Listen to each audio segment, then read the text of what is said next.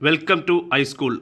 The right to be forgotten, also known as the right to erasure, is a relatively new legal concept that has gained significant attention in recent years. It refers to an individual's right to have their personal data deleted from online sources, such as search engines or social media platforms. While the concept has been implemented in some countries, its application is still a matter of debate, particularly when it comes to balancing privacy and freedom of speech. In the international context, the right to be forgotten has been recognized by the European Union (EU). In 2014, the European Court of Justice ruled in favor of a Spanish citizen who wanted Google to remove search results that contained information about his past debts. The court held that individuals have the right to request the removal of personal data if it is no longer relevant or if it infringes upon their privacy rights. The ruling was controversial, with some arguing that it amounted to censorship and a limitation on freedom of speech.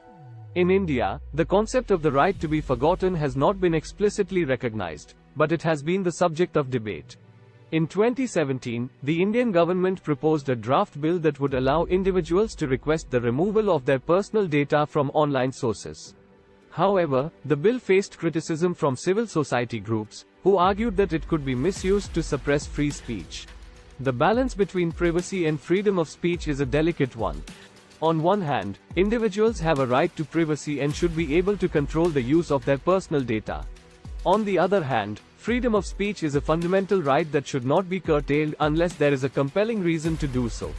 In the case of the right to be forgotten, it is important to ensure that the right is not misused to suppress legitimate speech or to rewrite history.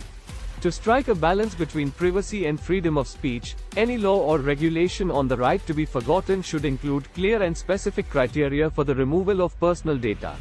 It should also provide for an independent and impartial body to oversee the implementation of the right and to adjudicate disputes. Finally, any law or regulation on the right to be forgotten should be carefully drafted to ensure that it does not infringe upon other fundamental rights, such as freedom of the press or academic freedom.